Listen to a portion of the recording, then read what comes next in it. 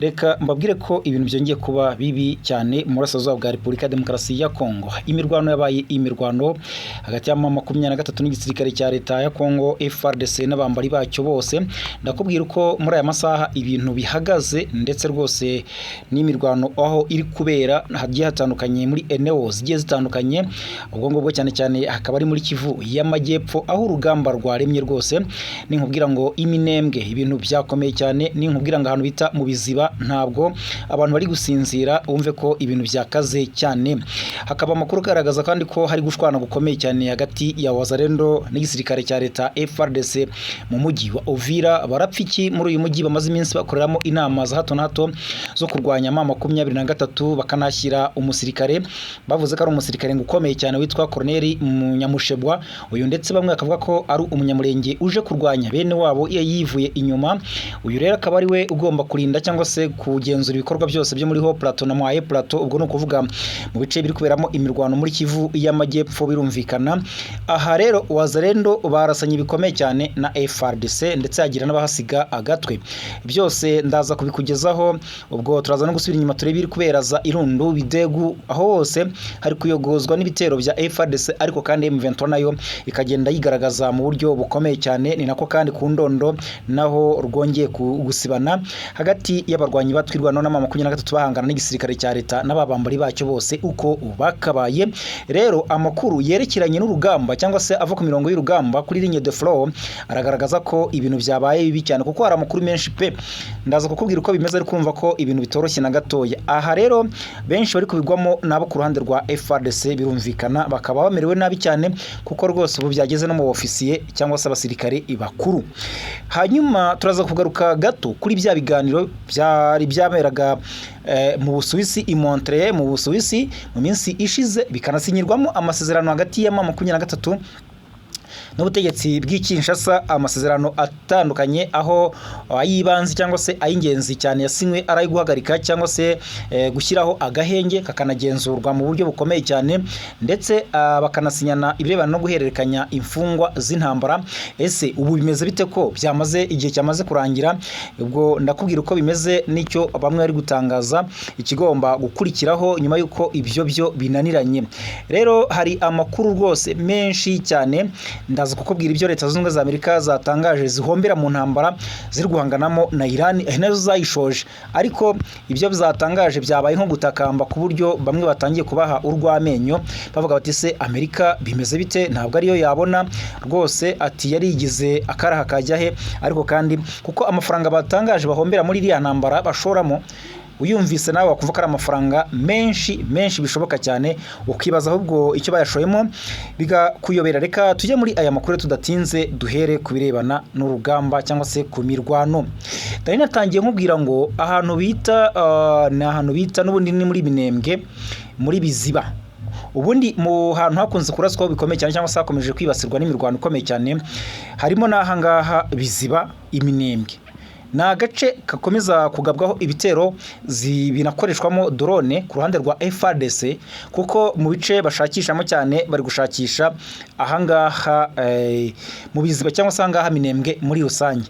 Kandi ibitero noneho bari kugaba muri iyi minsi aho bikomereye cyane nuko batari gukoresha drone gusa, bari gukoresha yego drone cyangwa se imirwano yo mu kirere, ariko kandi none bagakoresha iyo hasi cyangwa se kita infantry, ya mirwano nyine yo gukoresha imbunda barasanaho muri rusange. Ibi rero byagaragaye mu bice byo bita Biziba rwose. Ahangaha Wazalendo nibo ngo bari bahawe ikiraka cyangwa se bahawe misiyo yo gutegura operation. Ubu muri iyi minsi andi makuru namaze kwakira cyangwa se namaze kumenya agendanye n'urugamba ku ruhande rwa FARDC nuko ngo bari kugenda baragiza urugamba rw'umunsi igice runaka, bakavuga bati wenda uyu munsi ni kuwa gatanu, bakavuga bati ubwo ari kuwa gatanu haraza kuyobora operation ziraza kuyoborwa na FDLR. Niri umenye ngo turategura imitego ahangaha, turategura ambushi za M23 ahanaha, cyangwa se turategera ahanaha natwe ibitero turabigabaha, niho M23 ikunda kubiri gutyo.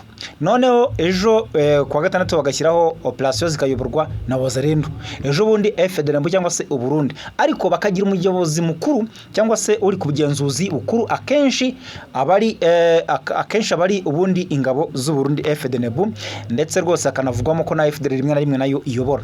Rero ubu amakuru agaragaza ko muri operation yari yateguwe ahangaha za Biziba yari yateguwe na Wazalendo. Ubwo rero ntabwo byaje kuborohera nubwo byari bimeze bityo, kuko baturutse mu bice bitandukanye bagana aho za Biziba, ariko baje kugera ahantu bita Gihuha. Mu Gihuha hari rwose niko mu Minembwe bahita. Bamaze kugera mu Gihuha rero bahuye n'akaga, bahuye n'imbwa yiruka, bahuye n'uva gusenya, bahuye rwose n'ibyago byababereye cyangwa se byababyariye amazi nk'ibisusa nk'uko babivuga. Ni ukuvuga nyine ko bahuye n'urugamba rubakomereye cyane, kuko kwa kundi M23 ikoresha gutega ambushi, ubundi M23 kubera ko ibitize igisirikare cya leta n'abambari bacyo ko isana isabaki bayigabaho ibitero, muri iyi minsi bakoresha ibyo bita ambush cyangwa se gutega ibico. Ni ukuvuga ko bagenda bagashinga ahantu byo twakwita nk'ibirindiro bidasanzwe, hanyuma bakikinga aho ngaho rwose n'abantu baki cyane, kuko nkuko mwabyumvise mu makuru twabagejeho mu minsi ishize, operation bakoreye hafi hariya na Uvira za Mitamba, operation y'abantu 22 bakaba barakoze ibintu bidasanzwe ku buryo haguye abasirikare benshi, hanafatirwamo abacansho b'abazungu ba Blackwater, ndetse hanafatwa amateko za FARDC na Wazalendo n'ibitwaro cyangwa se ibirwanisho byinshi cyane, kandi nabwo babikoresheje mu gutega igico. FARDC bagize ngo baraje kugaba ibitero ntibarenga umutaro. Naha niko byabagendekeye, babaye bataragira ahangaha mu Biziba, bageze aho bita Gihuha, M23 bamishaho urufaya rw'amasasu, umuriro w'amazuku rwose, ku buryo yabatwitse mu buryo bukomeye cyane. Amakuru agaragaza ko abagera muri 2 gutyo bahasize agatwe. Rero byabakomeranye cyane, kuko aba benshi bitambitswe na Twirwaneho. Ubundi Twirwaneho ahangaha rwose ngo ni yakoze akazi gakomeye cyane, kwa kundi ubundi bari muri coalition na M23, ariko ahangaha Twirwaneho ikaba ikomeje kugenda nayo yigaragaza cyangwa se igaragaza imbaraga zidasanzwe. Rero amakuru agaragaza ko rwose babashije gusubira inyuma kibuno mpamaguru. Aha ubwo no kuvuga ngo aho rwose bitazabiziba Butigita ntabwo biri kuborohera na gatoya, zagahweraho hose humvikanye imirwano ikomeye, humvikanye amasasu, nubwo yabasubije inyuma, ariko nanone hongeye kumvikana kurasana aho bitaza Butigita Gahwera hose. FARDC kugenda ihamisha amasasu agasubizwayo na M23 na Twirwaneho, ariko rwose ntabwo byaboroheye na gatoya. Ubundi bari kugenda baturuka ahantu bita ngo bari guturuka bavuye aho bitaza Hewabora. Rero aho hose bari kuhava bagasanga Twirwaneho ihagaze bwuma, basanze rwose ihagaze bwuma aho bitaza Ibumba, byakaze cyane. Mu kuvuga ko ibice byose bari kugeramo. Ubundi FARDC mu yindi tactique cyangwa strategy bari gukoresha no kugaba ibitero ahantu henshi icyarimwe, ariko none igitangaje cyangwa se ikiri kubayobera cyane kikabera urusobe, nuko aho hose bari kuhagira hose ko hakabaye bari gusanga batezwe ambushi n'abarwanyi ba M23 ndetse na Twirwaneho. Mu minsi ishize mwarabyumvise yuko rwose witwa Rugabo, umwe mu banyamurenge bakomeye cyane cyangwa se baharanira uburenganzira bw'abanyamurenge, yavuze ko kujya imurenge kuri FARDC na za FDLR n'abarundi ari ukwiyahura, ko rwose bakwiye kuzibukira bakareka cyangwa se bakibagirwa ibigendanye no kujya kwigaba imurenge, ngo bari kujya kwica abaturage b'abanyamurenge, kubera ko abana b'imurenge cyangwa se Twirwaneho na M23 nabo bahagaze bwuma kandi baryamiye amajanja mu kurinda abasivile b'abanyamurenge. Ibindi rero twababwira nuko nubwo bimeze bityo ntabwo ari aho gusa, kuko nahitwa ku Ndondo cya gice bari gushakisha cyangwa se FARDC na coalition yose bari guhigisha uruhindo. No mu nama ziri kuba muri iyi minsi zikomeye cyane za FARDC n'abambari bayo, mu bibahangayikishije cyane harimo kwisubiza cyangwa se gufata ku Ndondo, kubera ko ku Ndondo mu gihe hatarafatwa, mu gihe Mikenke hatarafatwa za Gakenke, mu gihe za Rugezi hatarafatwa, hatarajya mu maboko ya FARDC mu buryo bwuzuye, kuko n'ubu ngubu nubwo bivuga ko ku Ndondo bahari, ariko igice kinini cyane kirimo M23 kandi yabibijije icyuya cyangwa se yabujije epfo na ruguru. Nubwo Mikenke bari M23 irahari, za Gakenke aho ngaho yose M23 naho yarahakandagiye. Ibi rero bikakomeza kugenda bibabera ihurizo bikomeye cyane, ku buryo kugira ngo bahikure rwose ari urugamba usanga rubakomere cyangwa se rutaboroheye. Ibyo rero mu byatumye bakomeza kugaba ibitero by'umuriro kuri mu bice byo ku Ndondo, nabyo birimo kugira ngo bafate kino gice, kuko nakubwiye ko rwose mu byo baharanira ari kugira ngo bisubize bafate kino gice cyo ku Ndondo, bityo babere inzira nziza cyangwa se babere ta strategique kugira ngo babe bafata na Minembwe yose muri rusange, noneho bityo babe babona uko bikiza M23 ndetse bo bakanavuga ko harimo nyine n'ibyo gutera u Rwanda. Ubu rero ku ndondo icyo nakubwira gacyo nuko muri aya masaha nkubwira iyi nkuru rwose muri iki gitondo nuko harimo kurebana ayingwe, ntabwo ari kurasana bikomeye ariko ari kumvikana ibiturika gake gake, ibigaragaza ko hari umwuka uri gututumba w'imirwano cyangwa se w'intambara ikaze cyangwa se ikomeye cyane hagati ya 23 ndetse na FARDC. Ubundi ni ukuvuga ngo iyo ubonye hari kumvikana amasasu akarasira akabumva mu ntera ndende, M23 ikarasa, FARDC ikarasa, wenda ntibigire uwo bihutaza kuko nahanga bari kuvuga ko nta muturage w'umusivile wahaguye, nta musirikare n'umwe wahaguye ku ruhande ubwo rwose, yaba ku ruhande rwa 23 yaba no ku ruhande rw'igisirikare cya leta. Ariko iyo mvise bimeze bityo bigaragaza ko isaha n'isaha rwakongera rukambikana. Aha rero rwose ni ukuvuga ngo andi makuru kandi nakubwira rwose, amakuru nakubwira ari kuvugwa nuko hari Uvira nkuko natangiye mbikubwira mu mfunyapfunye cyangwa se mu ngingo z'ingenzi, harimo gusubiranamo bikomeye cyane hagati ya Wazalendo ndetse na FARDC. Ibyo gusubiranamo kwa Wazalendo na FARDC byo birasanzwe cyane, bapfa ibintu byinshi, bapfa ibigendanye ngo n'ibyo kurya, bapfa ko ngo Wazalendo ititabwaho nka FARDC.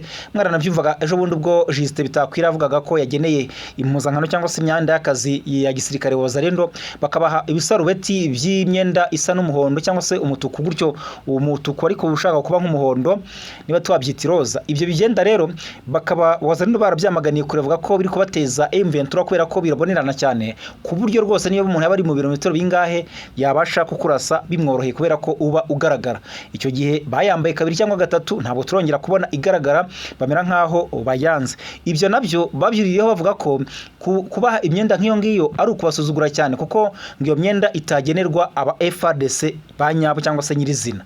Bakongeraho ko niyo habonetse ibyo kurya babanza kubiha FARDC, umushahara ubanza guhabwa FARDC, ariko ko Wazalendo yo yatawe, bigatuma rero Wazalendo rimwe na rimwe bivumbura bakamera nk'aho basubiranyemo cyane n'igisirikare cya leta, kubera ko banavuga ko ngo Wazalendo yo bageze ku rugamba cyangwa se ku mirongo y'urugamba usanga ngo ari bo bashyirwa imbere, nyamara FARDC bagasigara inyuma bidegembya, bityo Wazalendo ikahashirira. Kuko n'amakuru atangwa ava ku mirongo y'urugamba agaragaza ko burya mu bapfira mu mirwano cyane ari Wazalendo ndetse n'abarundi, kuko nabo benshi bagaragara ku mirongo y'urugamba nk'uko bikunze kugenda bigaragara.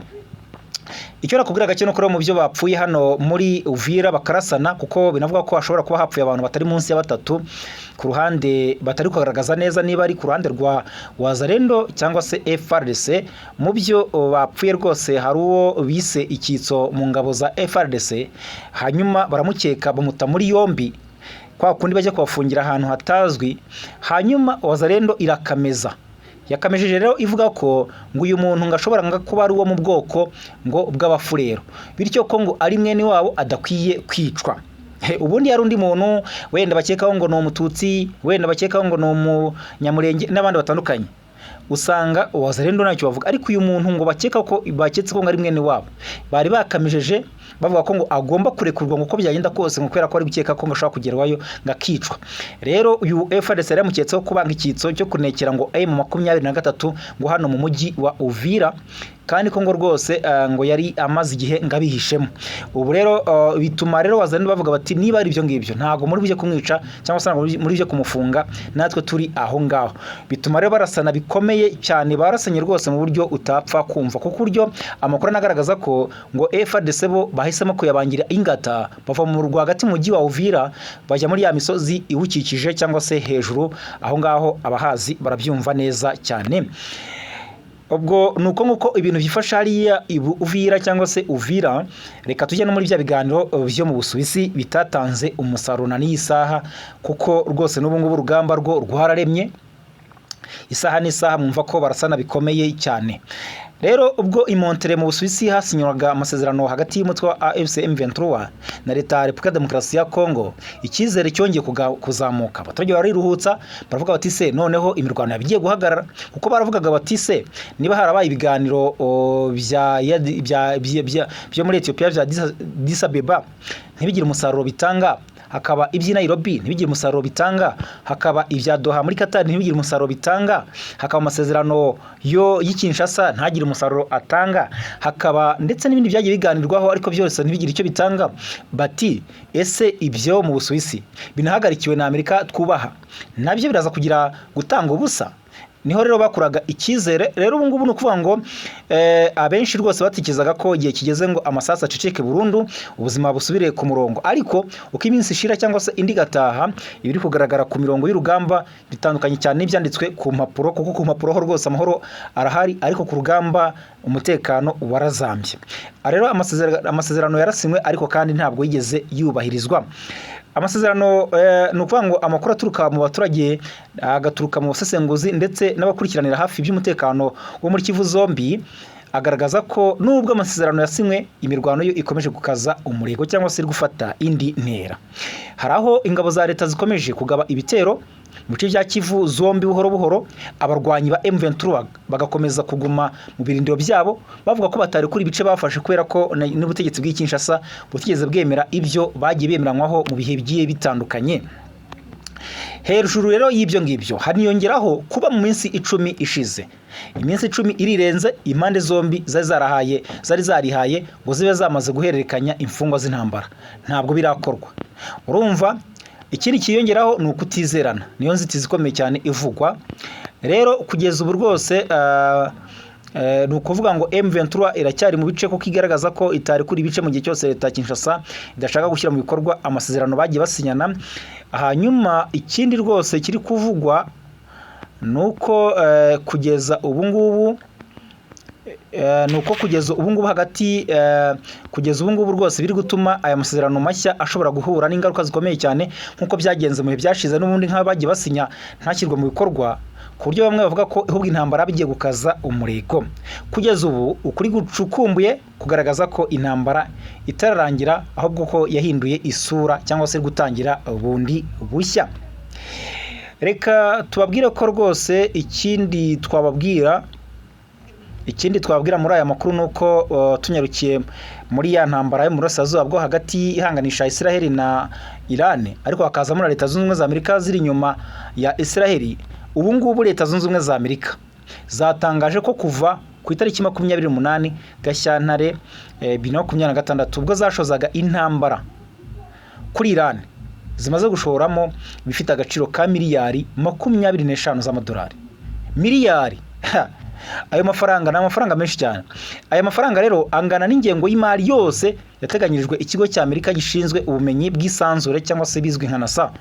Umugenzuzi muri Minisiteri y'Intambara Gilles Hast yabwiye abadepite bagize komite ishinzwe igisirikare ko amafaranga menshi muri aya ngaya yashowe mu ntwaro, gusa ntiyasobanuye neza mu buryo burambuye byinshi byashowemo aya mafaranga, cyangwa se ngo niba harabaruwemo ikiguzi cy'ibyangijwe ku bigo by'ingabo za Amerika biri mu burasirazuba bwo hagati byarashwe n'ingabo za Iran. Minisitiri w'Intambara Peter Hoggetts yatangaje ko aya mafaranga atari menshi, ashingiye ku kuba Amerika yarashaka kuburizamo umugambi wa Iran wo gukora intwaro kirimbuzi zakwangiza byinshi cyane. Yagize ati rwose mwari kwishyura angahe kugira ngo Iran ntigire intwaro kirimbuzi ikora? Mwari kwishyura angahe? Depite rero Adam Smith yagaragaje ko abadepite bari bamaze igihe kinini basaba amakuru y'amafaranga amaze gushorwa muri iyi ntambara. Ashima Minisiteri y'Intambara kuba yatanze make muri yo. Kugeza ubu rero benshi bakomeje kuvuga ko rwose Amerika iri gukomeza kumera nkaho iri guta ibaba, kuko nubwo iri gushora ako kayabo kose ko kakabaye, ntabwo ibyo yari igambiriye biragerwaho. Yaba umuhora wa Hormuz Iran yakomeje kugenda rwose ufunga, kandi Amerika ntigira icyo ikora. Yaba ibiganiro bajyamo za Pakistan, Iran bijyamo, ariko ibyo Amerika isaba ntibyemere kandi igakomeza kurwana.